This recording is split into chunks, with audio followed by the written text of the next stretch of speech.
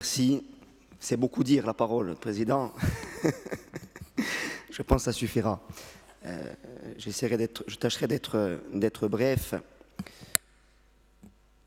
Drôle de dogmatique qui propose une CEMOP. Le dogmatisme de la CEMOP, je pense qu'on n'est pas loin de l'oxymore. Sur une matière si technique qui nous permet néanmoins de poursuivre des objectifs. Moi, je veux simplement développer 3 points. Premier point, on est dans la constance, pas dans le dogme. La constance de gens qui sont en politique pour défendre quelques idées, qui les promeuvent en campagne électorale et qui restent fidèles une fois que ces débats viennent en hémicycle. Je dois dire que la constance, Jean-Martin Mondologne, vous avez souhaité refaire un bref historique de ce débat à votre façon, j'ai envie de dire.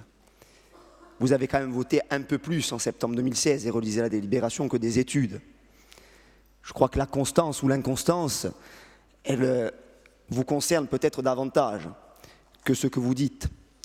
En 2016, on a voté la première pierre de la mise en œuvre d'un modèle. En ce qui nous concerne, nous sommes dans la constance. Pourquoi ?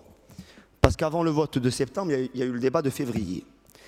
Et au débat de février, nous avons eu l'occasion de dire, au titre de notre groupe, qu'effectivement, nous venions, avec notre histoire, d'une position politique à laquelle nous n'avons pas renoncé, de la maîtrise publique de ce secteur stratégique que sont les transports. Nous avions même dit que nous avions plaidé durant des années pour un modèle totalement public, par exemple sous forme de SPL. Et que cela ne nous semble pas être une proposition qui est une proposition qui relève de l'absurde, mais qui est peut-être une proposition demain qui sera étudiée. Les circonstances ont fait que nous avons accepté de cheminer sur une solution de compromis qui n'était pas une compagnie publique, mais une compagnie majoritairement ou largement maîtrisée par la puissance publique. Et nous avons voté le principe de cette CEMOP. Et nous l'assumons.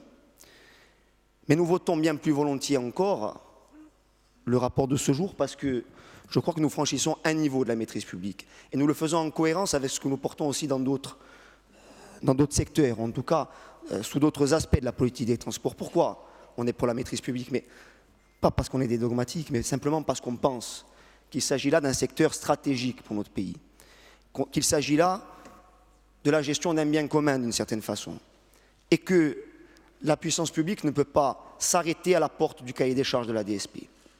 Et donc aujourd'hui, cette action, ce vote, elle est en cohérence avec une action que l'on a pu porter, par exemple, dans l'aérien, en souhaitant que des parts qui étaient cédées puissent revenir aux salariés de l'entreprise. Elle est en conformité aussi avec ce que nous serons certainement amenés à dire demain, lorsqu'il sera question de renouveler ou de s'interroger sur le statut des chemins de fer, où nous vous dirons que nous sommes favorables à un modèle qui soit un modèle public à travers un EPIC. Et nous vous disons aujourd'hui que ce que vous nous proposez, c'est un pas supplémentaire dans la maîtrise publique qui nous agrée. Pourquoi ? Parce qu'en septembre 2016, la maîtrise publique sur les ports principaux est passée par quoi ? Par une minorité de blocage, par les droits économiques réservés.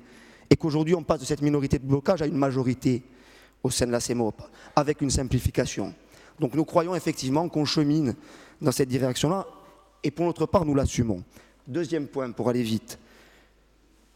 J'ai déjà commencé à l'effleurer. Jean-Charles Orsucci, la DSP, elle est bonne, elle marche, elle fonctionne. En partie, oui.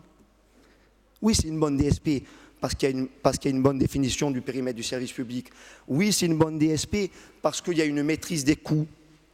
Mais lorsque, je le redis, la maîtrise publique s'arrête à la porte du cahier des charges, lorsque le marché doit s'autoréguler, lorsque c'est la main invisible libérale qui doit autoréguler le marché, eh bien ça peut nous amener à la catastrophe à laquelle nous avons échappé il y a de cela quelques semaines entre ces compagnies.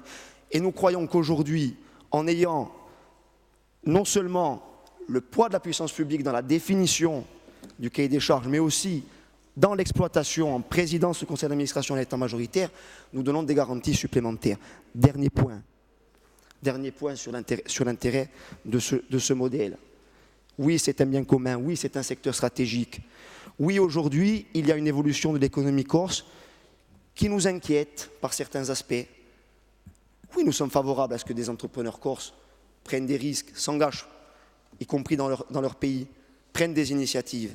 Mais en ce qui nous concerne, nous ne sommes pas sur la logique des trusts, nous ne sommes pas sur la logique des monopoles.